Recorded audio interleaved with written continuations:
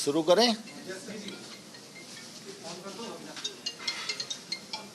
आज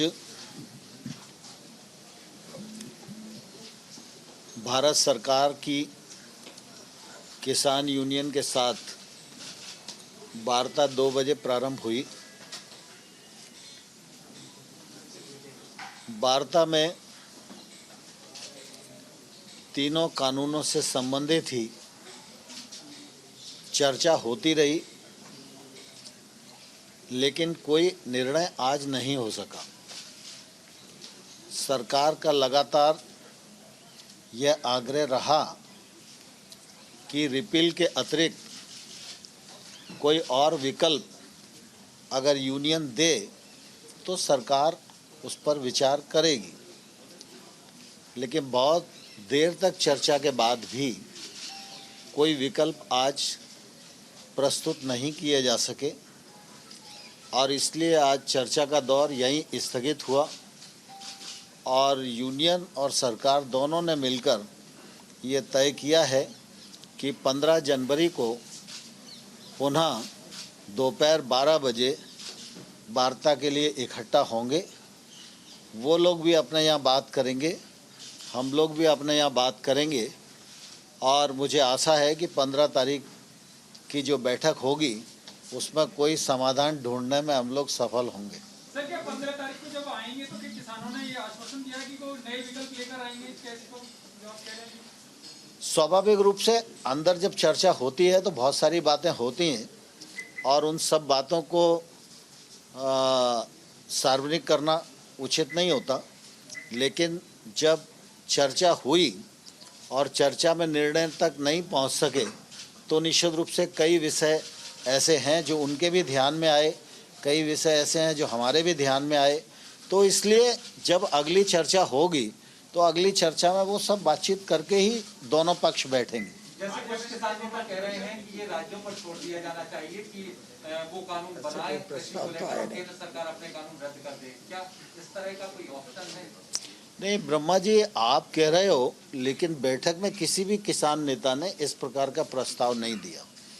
सरकार ने बार बार यह कहा है और अनुरोध किया है कि वो कुछ वैकल्पिक प्रस्ताव देंगे तो सरकार उन पर जरूर विचार करेगी। तो सर, ये विचार करने वाला प्रस्ताव है कि अगर ये ऐसा विचार वो किसान यूनियन के तरफ से आना चाहिए ना प्रशांत जी, मेरे और आपके प्रस्ताव से कुछ होने वाला नहीं है। सरकार संत गुरु बाबा लखा सिंह को अप्रोच कर रही है, क्या अभी भी लगता है कि ये हमने भी केवल सिखों का?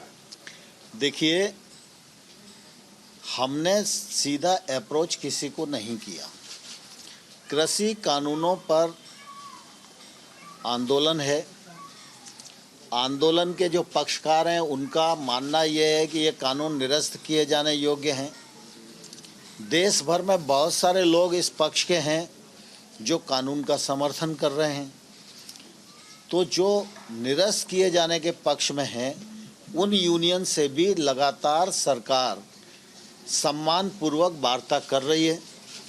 जो लोग समर्थन में खड़े हैं वो हमको जब अनुरोध भेजते हैं तो हम उनको भी मिलने का समय देते हैं। मुझे इस बात की प्रसन्नता है कि बाबा लखा सिंह जी सिख समाज के धार्मिक संत हैं और उनके मन में यह दर्द था कि किसान आंदोलन पर हैं, सर्दी का मौसम है और ऐसे में इसका समाधान जल्दी होना चाहिए। तो उन्होंने मुझे सूचना भेजी, मैंने बहुत सम्मान से उनका समय निश्चित किया। वो वार्ता के लिए पधारे, उन्होंने किसानों की बात को सरकार के समक्ष रखा, मैंने सरकार के कानूनी पक्ष को उनके समक्ष रखा और मैंने उनको यह भी बताया कि यूनियन से चर्चा के दौरान जो उनकी कठिनाइयां हम लोगों को संज्ञान में आईं उन पर हम लोगों ने एक लिखित प्रस्ताव भी यूनियन को दिया कि सरकार इन पर खुले मन से विचार करने के लिए तैयार है, लेकिन यूनियन ने उन सारी चीज़ को खारिज कर दिया।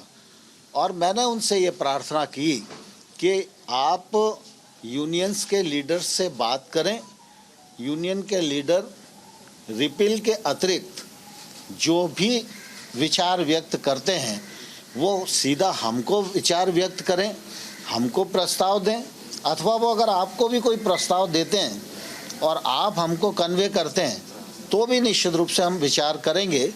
तो मध्यस्थता के लिए हमने बाबा लखा सिंह जी को नहीं कहा, उनके मन में किसानों के प्रति जो दर्द था उसके कारण उन्होंने हमको कहा। तो स्वाभाविक रूप से विषय किसानों का भी है और विषय धार्मिक संत का भी है, तो किसानों का भी सम्मान हमारे मन में है और धार्मिक संत का भी सम्मान हमारे मन में है।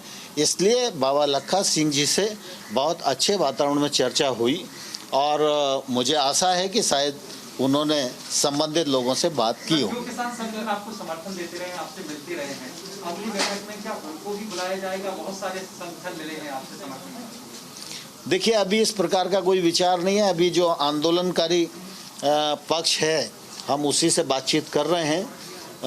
अगर आवश्यकता पड़ेगी तो आने वाले कल में सरकार इस दिशा में विचार कर सकती है, लेकिन अभी कोई ऐसा विचार नहीं है। सर, राहुल का कहना है कि कहीं ना कहीं सरकार ने कहा है कि अब जो डिसीजन है वो सुप्रीम कोर्ट पे छोड़ देना चाहिए।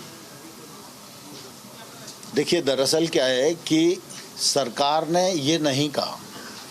स्वाभाविक रूप से हम लोकतांत्रिक देश के नागरिक हैं और हमारे लोकतंत्र में राज्यसभा और लोकसभा से कोई कानून पारित होता है तो स्वाभाविक रूप से उसका विश्लेषण करने का अधिकार माननीय उच्चतम न्यायालय को ही है और इसलिए उच्चतम न्यायालय के प्रति प्रत्येक नागरिक की और भारत सरकार की और सभी की प्रतिबद्धता स्वाभाविक रूप से है ही।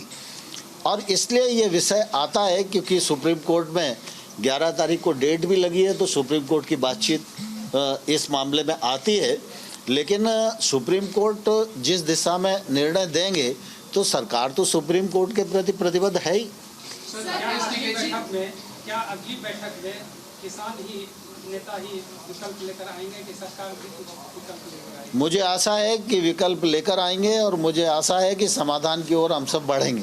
राकेश टिकैत जी कह रहे हैं कि हम तो कई सालों के लिए अगले 2 साल तक के लिए हम तैयारी कर रहे हैं, मीडिया से बात करके कह रहे हैं, क्या उन्होंने ये बात आपके सामने भी कही?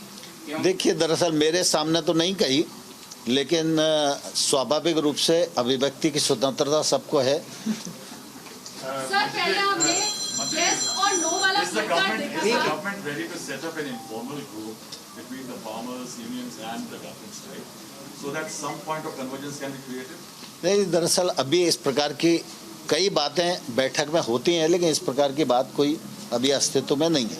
सर, इसके पहले हम yes और no का प्ले कार्ड देख चुके हैं और तब से लेकर के अब तक जीतेंगे या मरेंगे तक की अगर बात आ गई है तो क्या 15 तारीख को ये लग रहा है कि इतना हृदय परिवर्तन होगा कि तीनों कृषि कानूनों को रद्द करने की जो बात है उसमें कोई विकल्प के ऊपर वो राजी हो पाएंगे? मैं समझता हूँ ऐसी कोई बात नहीं।